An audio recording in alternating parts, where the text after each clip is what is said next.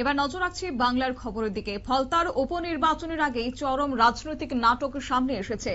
মূলত যে অভিযোগ গ্রেফতারের আশঙ্কায় কলকাতা হাইকোর্টের দ্বারস্থ জাহাঙ্গীর খান, আজ দুপুর 2টোয় হতে চলেছে অত্যন্ত গুরুত্বপূর্ণ শুনানি। আর সেই শুনানিকে ঘিরে এখন তীব্র চাঞ্চল্য দক্ষিণ 24 পরগনার ফলতা জুড়ে। জানবো বিস্তারিত, সঙ্গে যুক্ত হয়েছে প্রতিনিধি গোপাল শীল। গোপাল, বিস্তারিত বিষয়টা যদি তুলে ধরো। দেখো, তোমাকে বলে রাখি 2026-এর বিধানসভা নির্বাচন গত 29 তারিখ শেষ হয়েছে।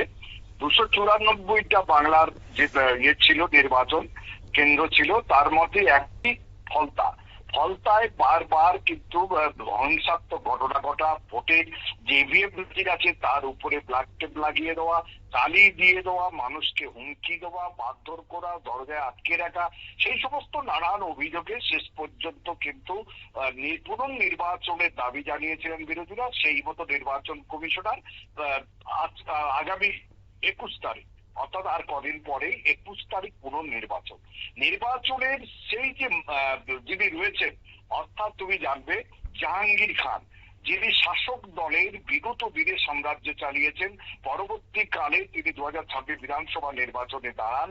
সেই জাহাঙ্গীর খানের নামে মানুষের যত রাগ, যত ইচ্ছা, তিনি নিজেকে কিন্তু বেতাব বাদশা বলেও বারবার জাহির করেন। শেষ পর্যন্ত সেই সিংহম এসে তার দৌরাত্মের কিছুটা কমিয়ে দেন। এবারেও তিনি কিন্তু চাপে রয়েছেন, যে কোনো মুহূর্তে তিনি অ্যারেস্ট হতে পারেন, অর্থাৎ এলাকা ছাড়া বলতে পারো। নির্বাচন কমিশনার 1-2 দিন আগেই তাকে নিয়ে এসেছে, যেহেতু নির্বাচন রয়েছে, কিন্তু অ্যারেস্ট হতে পারে।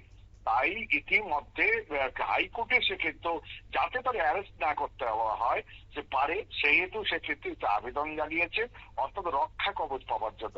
2টোর সময় তার শুনানি রয়েছে। এখন দেখার জাহাঙ্গীর খান রক্ষা কবচ পায় কিনা। ধন্যবাদ। ফলতা বিধানসভার উপনির্বাচনের আর মাত্র কয়েকটা দিন বাকি, তার আগেই রাজনৈতিক সমীকরণে বড়সড় মোড় এনে দিয়েছে। এবং সূত্রের খবর এও হচ্ছে যে গ্রেফতারের আশঙ্কায় আদালতে রক্ষা কবচ চাইছেন জাহাঙ্গীর খান। ফলে আজকের শুনানির দিকেই শুধু নজর রয়েছে রাজনৈতিক মহলের।